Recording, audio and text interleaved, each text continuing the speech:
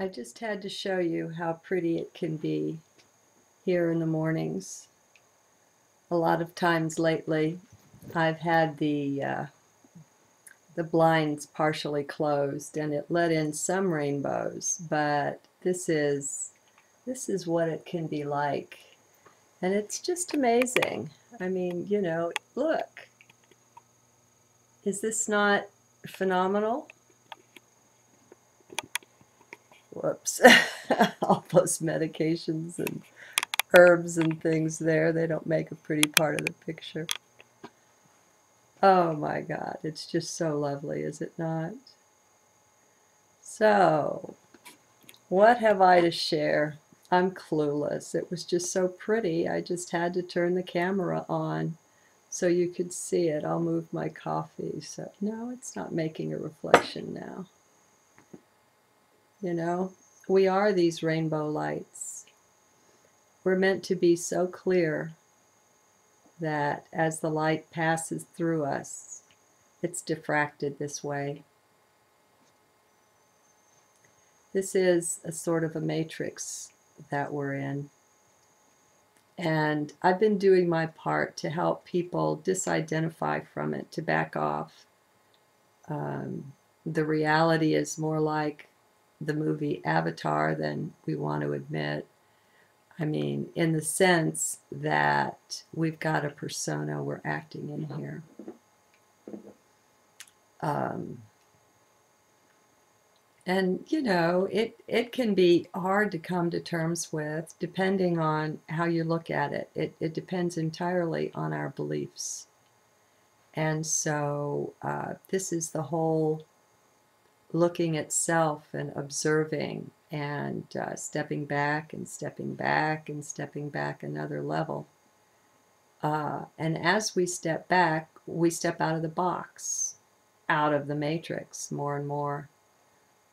We thought we were that. We thought we were this. And we're not. Or we wouldn't be able to step back from it. And we find when we do take these steps back and disidentify from the body, from the mind, from whatever we're so locked into that it's playing with us, as we step back and don't take the self so seriously, and remember to give the mantra for mind in whatever form you're using it there, whether it's in its full glory or something similar, such as mind, you're screwed up and everything you believe is hogwash. I mean, put your own words to it, put your own energy into it. But stepping back is beneficial. It's beautiful. You hear these teachers keep talking about space and spaciousness and openness and emptiness and all that. Well, you'll never find out what it is until you step back from the body mind, from the physicality, because it ain't there. That's just not where you find this. Now, another perspective on it is that, oh my goodness, what was that, camera? What are you doing? I didn't turn any lights on. Nothing changed in here. Oh well. Video stuff, It is what it is. I've got not much. Now, the light in this room isn't changing like that, just to let you know it. And that little bouncy dancy thing there, that's my coffee. And the light dancing off the surface of it. So anyway, the disidentifying is ever so handy. It's really beautiful. Because what we are is so much higher, actually holier than this. As long as we're stuck in the matrix, we don't really have a clue who and what we are. The hints are everywhere, but if we're in the mind, we can see them and bounce right off of them, They don't really compute. Like all this talk about spaciousness. Well, what the heck is that, What does that mean? How do I do it? How do I get it? How do I find it? And what good is it? Well, I've just found that in the simple steps that I've taken, which is to keep centering down forever, just always doing that, center down, and in observing, that's kind of like all it takes. I mean, you bring your heart to it, you bring what you are to it, and that's the part that's doing, if you will. You're not doing a doing, you're just, you know, doing a being a doing. What the heck, you know, whatever. um, you make room for your higher self when you quit believing that your lower or your manifest self is who you are. And we're not that. We're just frankly not. Yes, I hear some of you, you want to see the crystals in the window. Well, I want to dust the window first before I show you that. So some other time, huh? They're faceted lead crystals. A lot of them are in the shape of a solitaire, and some of them are the spheres.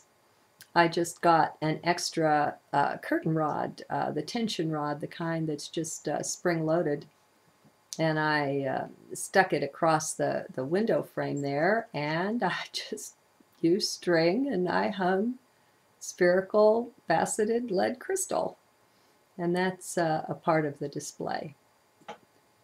And but there's more, of course. You know, I'm crystal crazy. Come on, you know that. You see that crystal ball back there behind me? Do you realize that's probably about 25 pounds? That thing is huge. So yeah, the crystals and I are friends.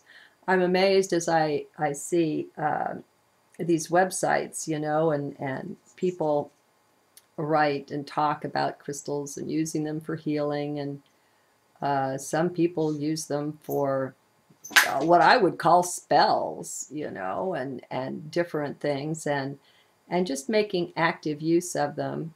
And I look at that sometimes, but it just doesn't work for me. I guess I just choose to remain ignorant. I don't know. I just love them. And I feel good about them, and I just embrace them in heart. I am the crystal. There's such a oneness there. It's phenomenal. Um, but anyway, I just can't see picking one up and trying to do a doing with it. It seems to me that stuff is mind driven. Maybe that's a rationalization of this mind. I don't know. The reality is I just don't know stuff, you know. There's a lot of understanding that's just missing here. Oh, I've got a light mustache. There we go. Oh, how fun. And I think it's possible that a lot of what's happened and been in my experience, maybe it required this not knowing. Maybe it required the willingness to just be. Again, I don't know. Don't have a clue, folks. I just rattle on, you know. I open my mouth and stuff comes out, and I'm not channeling or anything. Now, there goes that light thing again. I don't know what that is. I'm not channeling. I mean, this is, I don't know. That's the reality. I don't know. But it just, it feels divine as it flows, you know. It just feels beautiful, and it doesn't feel like it's not me. It's just not conscious me. It feels like it's higher. Well, it's obviously higher. That's a well, duh. But anyway, I just wanted to share my rainbows with you this morning, and I don't seem to have anything overly useful to say here. So maybe I'll sign off. Have a great day.